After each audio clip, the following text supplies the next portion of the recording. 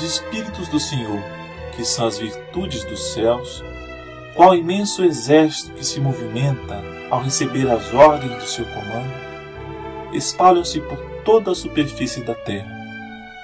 E semelhante às estrelas cadentes, vem iluminar os caminhos e abrir os olhos aos céus. Eu vos digo em verdade que são chegados os tempos em que todas as coisas hão de ser restabelecidas no seu verdadeiro sentido, para dissipar as trevas, confundir os orgulhosos e glorificar os justos. As grandes vozes do céu ressoam como sons de trombetas, e o cântico dos anjos se lhes associa. Nós vos convidamos, a vós homens, para o divino concerto. Tomai da lira, fazei uníssonas vossas vozes, e que no hino sagrado elas se estendam e repercutam de um extremo a outro do universo. Homens, irmãos a quem amamos, aqui estamos junto de vós. Amai-vos também uns aos outros, e dizei do fundo do coração, fazendo as vontades do Pai que está no céu. Senhor, Senhor, e podereis entrar no reino dos céus. O Espírito de verdade.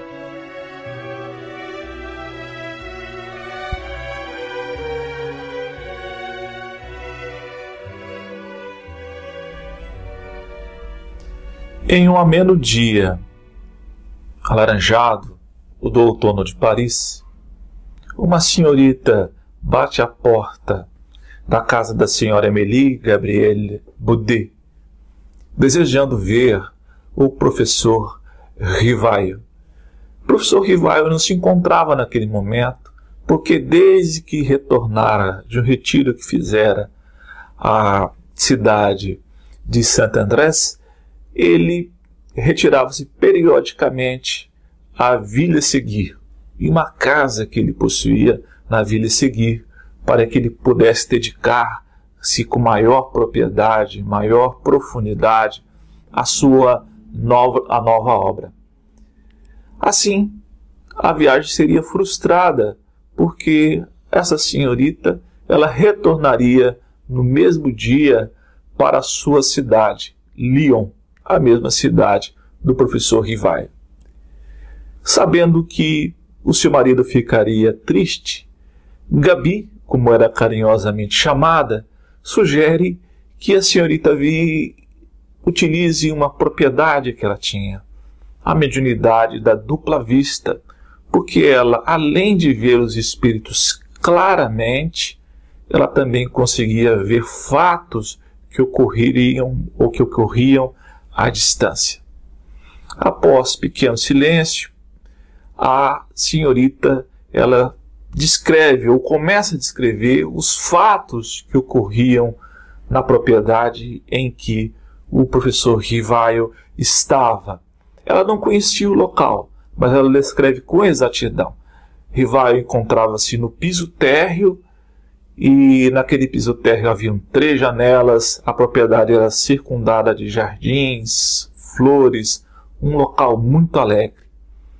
Depois de pequena pausa, ela identifica ainda a presença de uma multidão de espíritos zelosos pela saúde de Rivaio e também alguns espíritos superiores que os instruem, o intuem acerca da nova obra.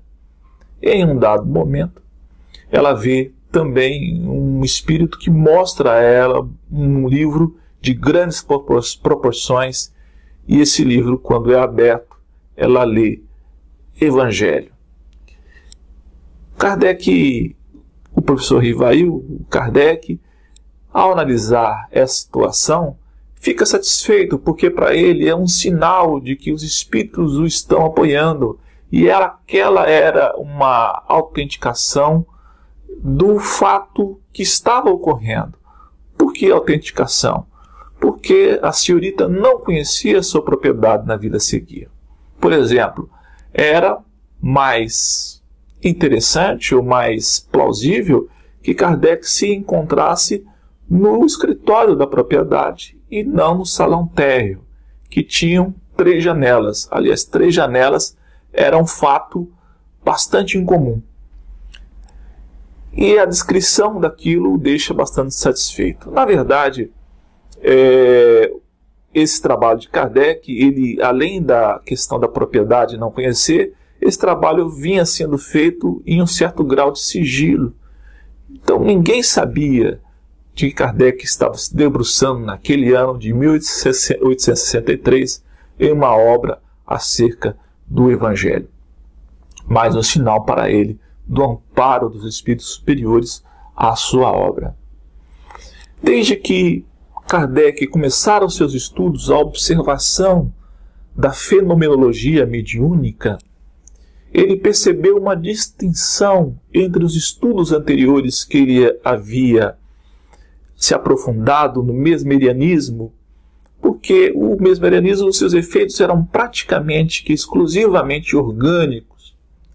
Já os efeitos mediúnicos, eles demonstravam uma causa inteligente anterior. Uma causa inteligente precedia esses efeitos. E essa causa inteligente, as suas manifestações, tinham um conteúdo de grande valor filosófico e também de um grande conteúdo moral. Assim, Kardec vê a necessidade de, com o passar do tempo, aprofundar-se nesses fatos, nos fatos da questão moral, de tal forma que, posteriormente, quando ele conclui o Livro dos Espíritos, ele, na terceira parte do Livro dos Espíritos, que é a parte das leis morais, ele identifica com maior propriedade essa característica dos valores morais com o Espiritismo nascente. Mas é na conclusão do mesmo livro, do Livro dos Espíritos, que ele faz uma questão intrigante. Que ele diz assim: se a moral espírita ou trazida pelos Espíritos é a mesma moral do Cristo, a mesma moral cristã, para que serve o Espiritismo? E ele mesmo responde que a moral espírita, ela é uma interpretação ou um aclaramento da moral evangélica, vista de maneira mais clara, mais concisa, mais precisa. E Kardec alimenta uma ideia de fazer uma obra em que aborde a questão moral do Evangelho com maior profundidade. É ainda na terceira parte do Livro dos Espíritos que Kardec identifica o Espiritismo como uma doutrina cristã. Ao perguntar na questão 625, respondem que Jesus é o guia e modelo para a humanidade, trazendo a doutrina espírita muito próxima do cristianismo, na verdade, um desenvolvimento da doutrina cristã. Mas também nesse capítulo, ao falar do conhecimento da lei moral, ele examina que os espíritos revelam, melhor dizendo, que o conhecimento das leis naturais ou da lei divina está na consciência do homem, está grafado no ímã do ser. Então, consequentemente, todos os seres humanos têm acesso à lei divina. Não há privilégios e ele não está escrito apenas em um ou outro livro sagrado. E a lei divina, ela é universal não só pela sua aplicabilidade ou pela sua correção, mas também na sua divulgação. E que o objetivo dos espíritos, das pessoas, na verdade, os espíritos encarnados com missões reveladoras, é apenas de aclarar esses pontos que às vezes são esquecidos, que às vezes são deturpados, não bem entendidos pelos homens. E assim ele compara Jesus ao Espiritismo como compara Jesus a Moisés. Quando fala, por exemplo, quando Moisés, como um espírito revelador, veio trazer a moral divina, a lei divina, através do Decálogo, ele sintetizou todos os direitos e todos os deveres do ser humano acerca da lei do amor. Entretanto, Jesus veio colocar esta lei, não fazer descumprir a lei, mas colocar a lei de maneira mais clara, mais exata e resumir as 10 leis ainda em uma lei, a lei de amar ao próximo como a si mesmo, numa relação dialética muito importante para a nossa vida, do ponto da valorização do eu e da valorização do próximo de maneira igual, em mesmo patamar.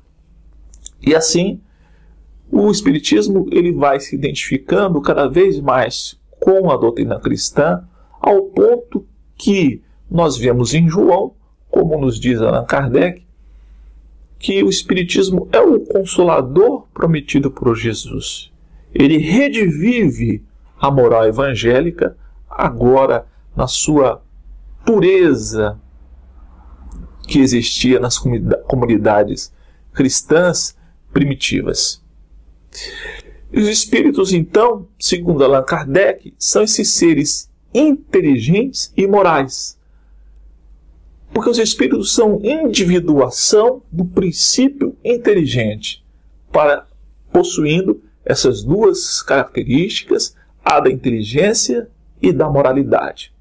Devendo o homem progredir em inteligência e moral para alcançar o reino dos céus, como diria Jesus, ou a felicidade do bem viver.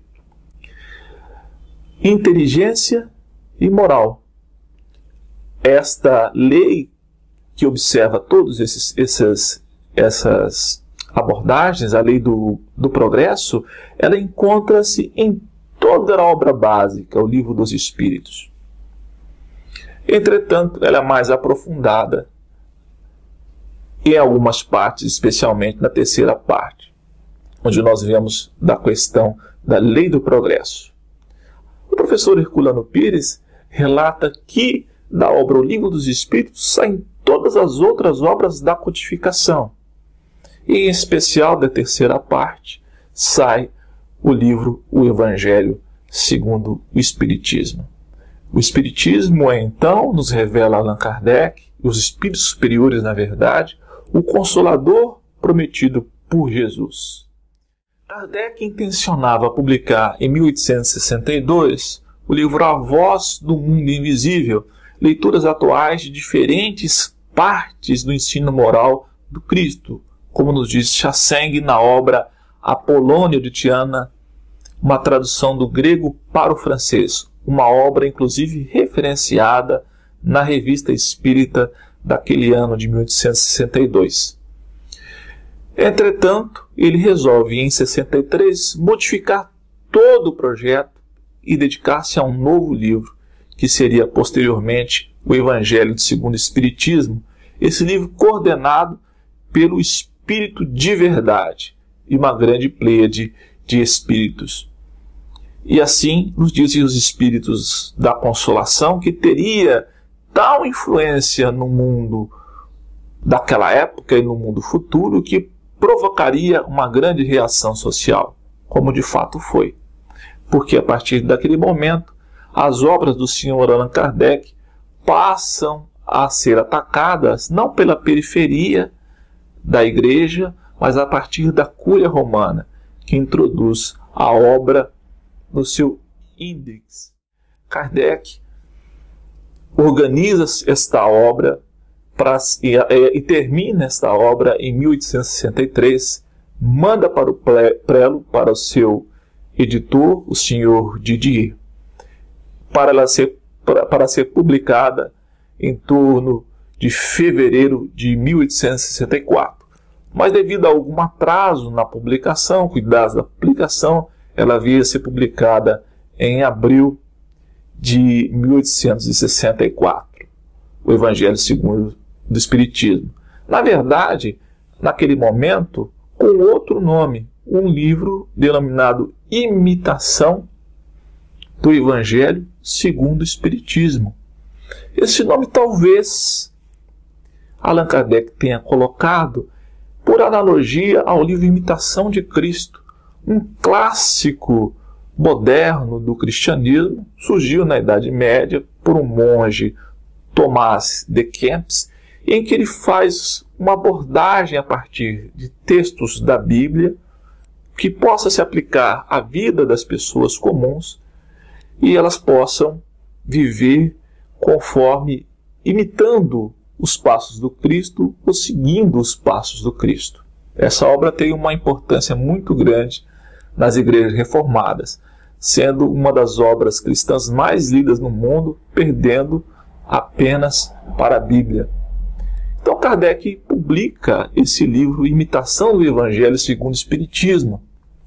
Entretanto, alguns amigos, mas especialmente o senhor Didier, que é o seu editor, ele sugere a Allan Kardec a modificação deste nome, de tal forma que no ano seguinte, em 1865, sai a segunda edição, na verdade uma reimpressão com título modificado, que passa de Imitação do Evangelho segundo o Espiritismo para o Evangelho segundo o Espiritismo. Em 1865 ainda, no final do ano, em novembro, ele anuncia uma nova obra, ou melhor, ele anuncia que esta obra, o Evangelho segundo o Espiritismo, ele seria modificado em vários aspectos. Então, essa modificação que Allan Kardec estaria propondo, seria publicado no ano seguinte, em 1866. Então, no começo do ano de 1866, nós temos a impressão da terceira edição, que é o Evangelho segundo o Espiritismo, como nós conhecemos nos dias atuais. Esta obra, o Evangelho segundo o Espiritismo, teria tal importância que os espíritos diriam para Allan Kardec que esta obra teria uma influência tal que possibilitaria a Terra alcançar uma nova categoria de mundo. Os espíritos dizem a Allan Kardec: não só o mundo religioso encontrará nele as máximas que lhe são necessárias, como também a vida prática das nações dele aurirá instruções excelentes. A dúvida tem que ser destruída. A terra e suas populações civilizadas estão prontas. Já de há muitos teus amigos, de além-túmulo, as arrotearam. Lança, pois, a semente que te confiamos, pois é tempo de que a terra gravite na órbita irradiante das esferas e que saia afinal da penumbra e dos nevoeiros intelectuais. Uma obra gigantesca como essa necessitava de insulamento sagrado. Por isso ela foi escrita entre o retiro que Kardec fez em Santo Andrés e a Vila Seguir. Os espíritos então dizem a Allan Kardec: compreendes agora porque precisávamos ter-te sob as mãos, livre de toda preocupação outra que não a da doutrina. Uma obra como a que elaboramos de comum acordo necessita de recolhimento e insulamento sagrado. O Evangelho segundo o Espiritismo é uma obra que aclara os nossos sentimentos, aclara as nossas emoções, pela simplicidade que ela tem. Ela serve a todos os públicos, tanto o público mais simples, pelas lições mais simples do Evangelho que traz, quanto ao público mais seleto e mais intelectualizado devido à profundidade dos assuntos que ele aborda. Sem entrar em dogmas em grande profundidade, faz uma abordagem moral dos ensinos de Jesus. Pretendemos, nos próximos vídeos, então, abordar esses aspectos do Evangelho segundo o Espiritismo, essa obra tão importante para nós. O Espiritismo é um raio de sol que ilumina a nossa mente e aquece os nossos corações.